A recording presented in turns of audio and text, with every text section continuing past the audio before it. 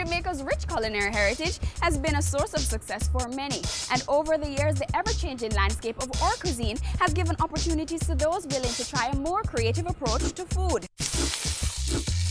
Today, we'll speak to 3 entrepreneurs who are carving their own niche in our Jamaican food scene.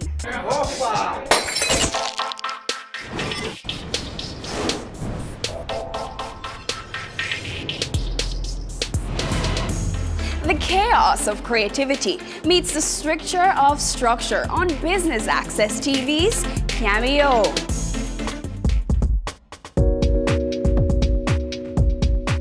Well, 689 got started out of pure coincidence, if you want to put it that way.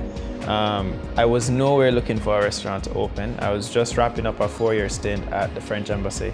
And I put in my resignation and I was looking for something else to do, something for the 2013. And an opportunity came about and there wasn't anything being done with this floor of the quad. And the investors, future investors, approached me and said, would you like to do something with it? And I thought about it and I did a dinner once and came across something that's piqued my interest, and I said, if I'm to have a restaurant, I'd name it 689. And that's how 689 was born.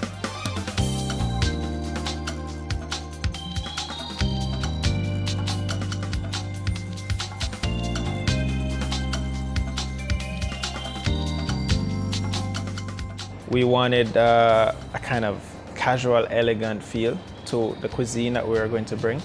But when we launched, it almost took on a life of its own, and it kind of took on a personality of its own, and it morphed into a little bit more sophisticated kind of vibe with live music, celebrating Caribbean cuisine, and we just ran with it. We just ran with the spirit. 689 opened on 689, as a matter of fact, so our anniversary is always on 689 coincidentally. It started 6 p.m. on the 8th day of the 9th month. We had a 3-day tasting and we invited some of our closest customers that came over from my catering side. And it was, I remember the day vividly because all the hard work culminated into one fantastic evening of food and wine tasting. And to see my name on the door, pushing that frosted door that says 689 by Brian Lumley, almost like a surreal experience. It was a very heartfelt experience, but also a very scary experience because now you're letting in so much people inside a place that you're responsible for, and you don't know which direction it will go, if it will be successful or it will fail. And there's so much pride and so much things at stake that it's just, I don't want to go back to that moment. You know, I'm glad I'm past it, but it was nostalgic. In any restaurant, there's a lot of things that you have to consider. The right staffing, the right location, and not only pay attention to great customer service and hospitality, but you have to consider the work around the back. And the back work is what takes up a lot of the construction of a restaurant, if you want to say, because you have to analyze your food costs, you have to analyze your staff inputs, your expenditures, your suppliers, you have to organize a lot of these things and you have to get them on a timely basis.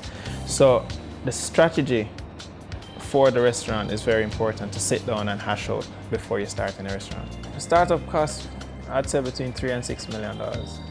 It's a few millions because we re-gutted the place. Thanks to Thai Flora, they did an amazing job and helped us with the decor and kind of shed some of the decor costs. But a lot of the costs went into the POS systems, the training of the staff, the kitchen equipment.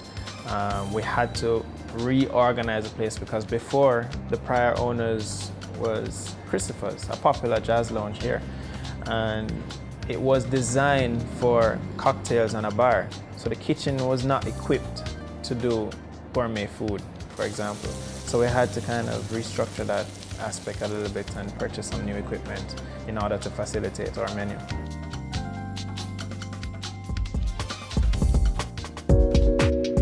You have to be able to see what menu items are not performing, what are your major profits from these menu items. Because some items on your menu will yield higher profits than others. We have a POS system, a software that collects all the data of food sales for the day, and we tally them for a week. And over a month or a couple of months, we assess. Like say, maybe I'll try and change the menu every 6 months or so. So over that 6-month period, I'll assess what are the slow-moving items and try to replace those items with new and fresher approach. Wherever you see this name, Brian Lumley, you're expecting a wonderful ambiance, a great customer service, and great food and beverage. So we have a bar menu that is a little bit more affordable. It's not too bougie, it's not too sophisticated, it's not too glamorous. So you can have that. Then the other set of the menu is where we work hard and we put a lot of creative input into that. And that part of the menu is your special menu, is where you come and celebrate your birthday, your anniversary, your friend's graduation, you know, engagement, whatever the case is, you have that menu to balance off. And it's not crazy expensive, but it's special. Cheesecake is baked with jackfruit inside, and then we did a little like glaze with jackfruit itself. Each chef in this industry will have their own personality, will have their own training background and so on. So you start at that base first, and then you assess your customers and your marketplace. Once you get a feel of the Jamaican psyche or the international market, for example, 689 is located in New Kingston among 4 major hotels. You're not only catering for the local market, you're catering for international business travelers as well. So you have to find a midpoint between what they will appreciate, what your local market will appreciate, and also what is your expertise in those menu items. And that's how we create some crazy things, because we look at what the people want, what we can do, and we bounce out ideas amongst each other. And you create a wonderful world of ackee and saltfish spring rolls, grilled octopus, oxtail lasagna, pepper jelly shrimp alfredo, and jackfruit cheesecake, for example. And all these different things pop because the use of local ingredients are married with international techniques.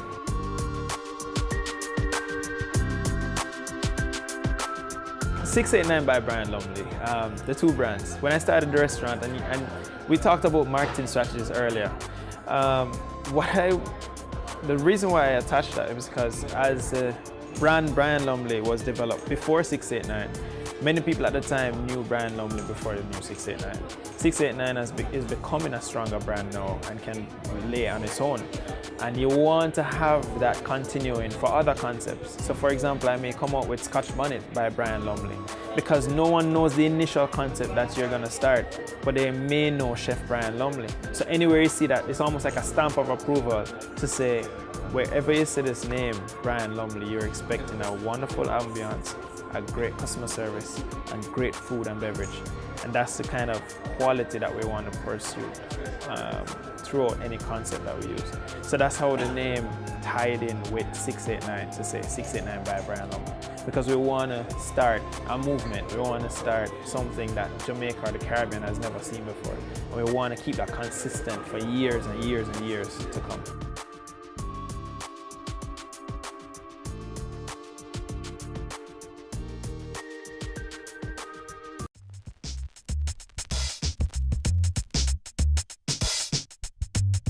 Restaurateur Alex Antius and his passion project Opa pays homage to Greek tradition and prides itself on an authentic Grecian experience right here in the heart of Kingston.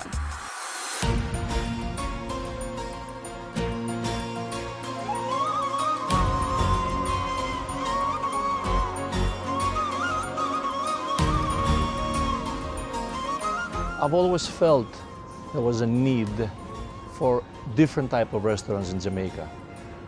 An ethnic restaurant. And even though there are no Greeks here, there are just 11 of us, I felt that Jamaicans were ready for a new flavor, and has worked well. You know, Kingston has embraced us, and we've done very well for the past year and a half.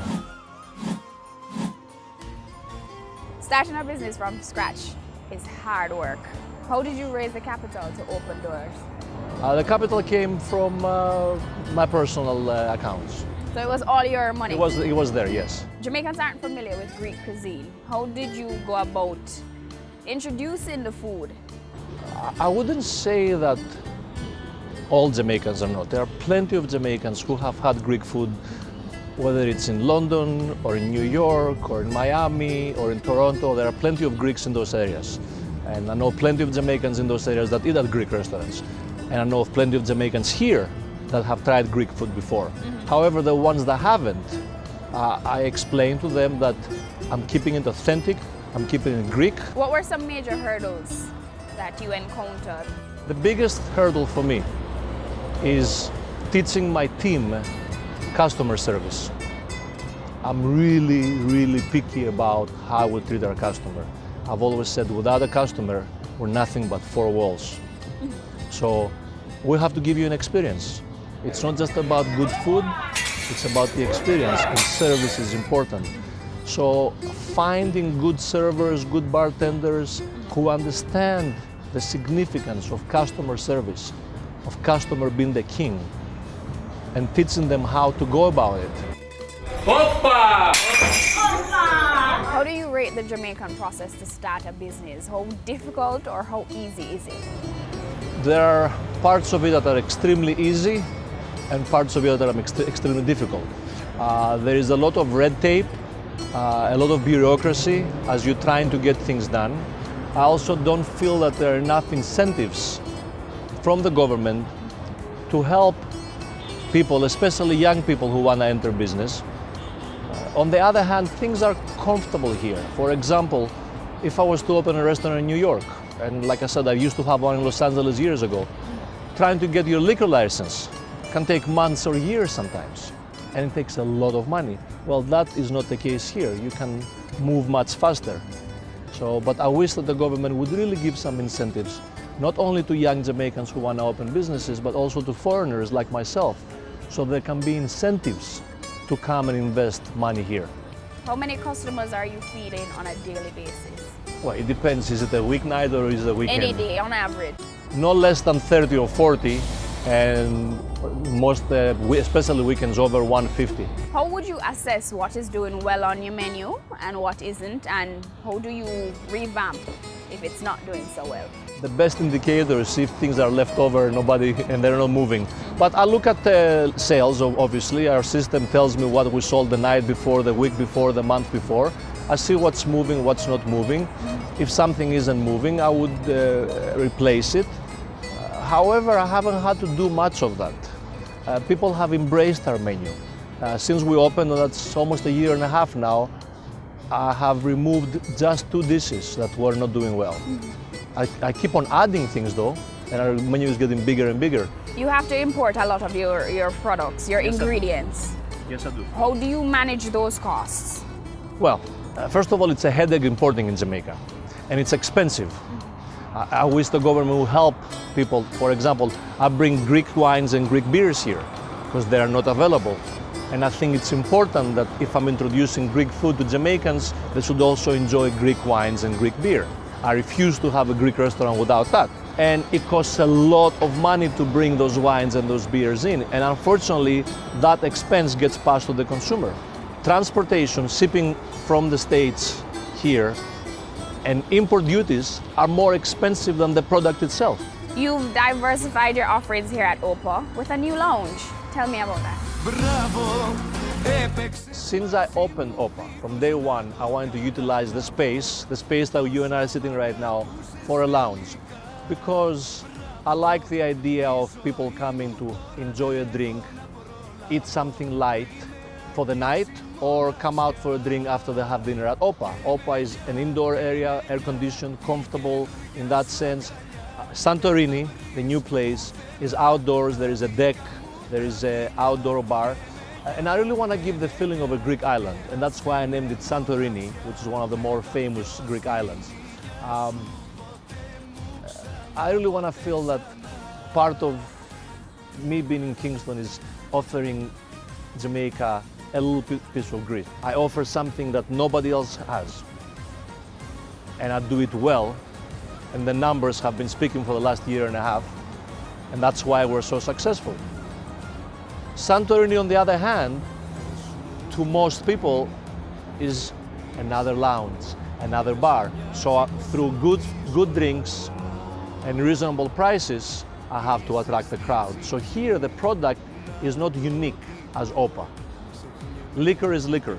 You can get a Heineken, you can get a gin and tonic, you can get an Appleton, a Coke at any bar in Jamaica. So why would you want to come to Santorini? Because of the experience I give you. How much of an investment was it, and did it impact your bottom line so far? Well, people think that I've spent huge amounts of money to do this. And the truth is that I haven't. I don't have it. I'm not a millionaire. To open OPA, it took about 110,000 US. When I say that, people don't believe me. But we did a lot of the work ourselves. We were very concerned of where every dollar went. And then a year later, it took another about 40,000 US to do Santorini, because what you see here was built from scratch. There was nothing here, it was just 2 mango trees. What advice would you give to young people coming into the food industry? They want to open a restaurant, maybe not a Greek restaurant, but a restaurant. Advice: learn the business before you open the business.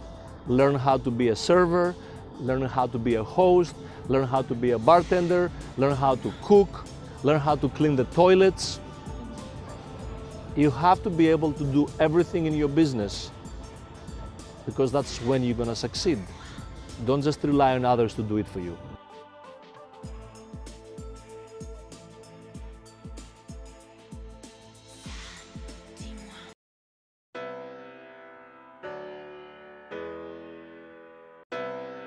Co-owner and conceptualizer of Tea Tree Creperie, Carrie Quiz Sigurdsson, speaks to us about how she didn't want to become another nameless and faceless spot in cafe crowd and making the unfamiliar familiar. My mother went to Greece. She went backpacking in Greece for 2 months, and she called and said, there's a creperie on every corner in this country, on all the islands. So let's do a crepe. We already had the name Tea Tree, so Tea Tree Creperie, and she specializes in crepes. But starting a creperie wasn't going to be cheap. To be honest, we went a little crazy as first-timers with, quite a big budget, and as creative people, we went a little bit over the top. But the costs were in the region of 7, 8, 9 million for this little shop. We all had, quite a bit put away for a rainy day. I mean, we're not spring chickens, so we had quite a bit put away.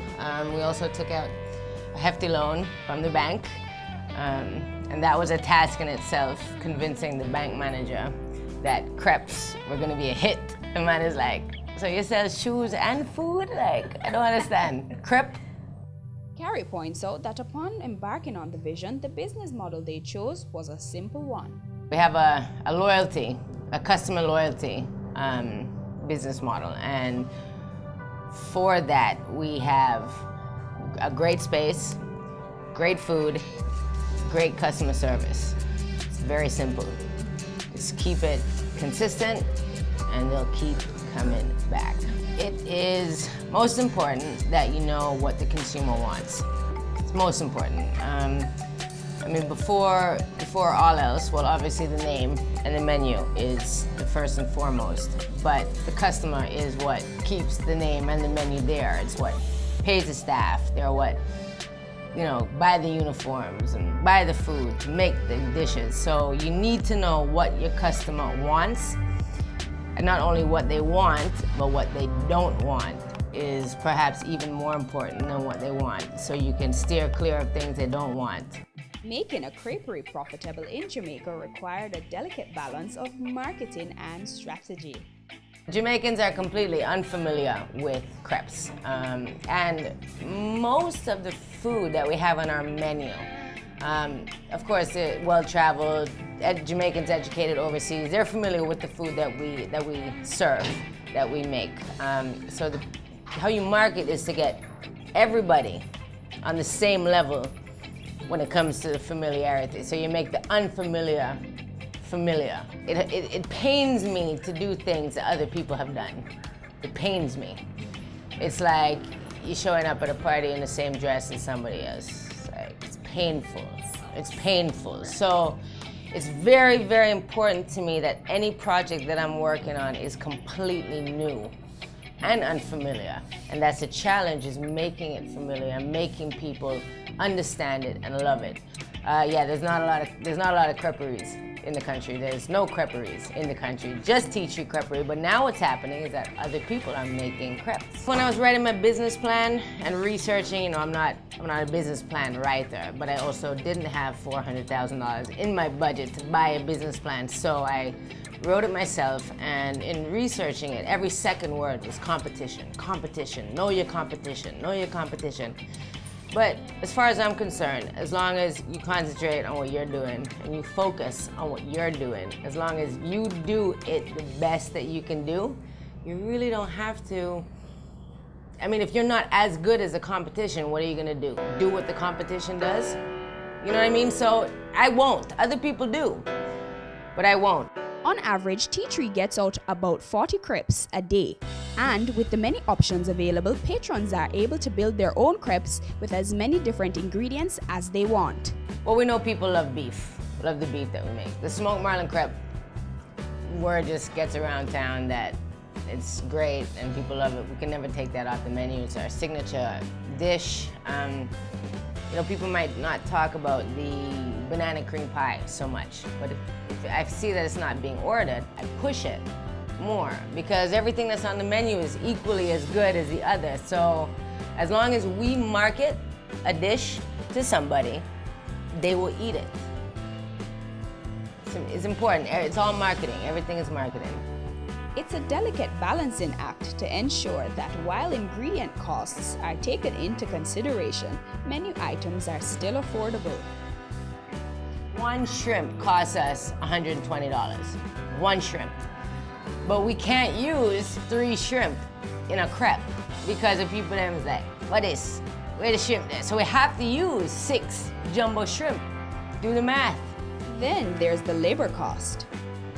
I can't speak for anybody else, but it's very important to me that my staff, my chefs, all of them are compensated as best as possible. So I encourage customers to tip. No tip goes in my pocket. It has nothing to do with me. I write it on the receipt. Please tip.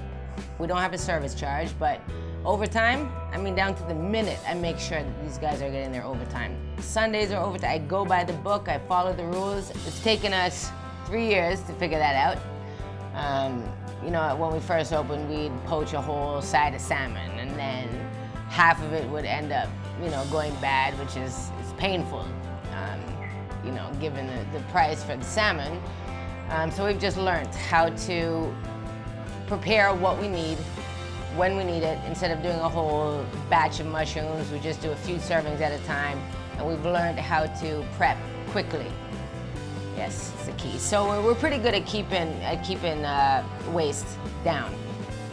Carrie says in spite of the many challenges and the failure of the Mabey outlet, Tea Tree Creperie is doing well.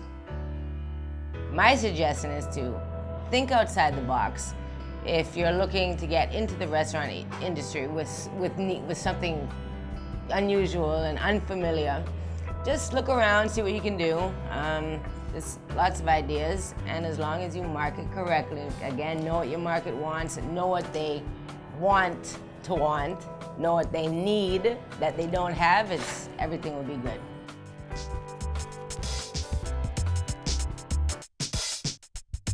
Jamaica's food landscape continues to evolve as we embrace the ever-changing moods of our palate.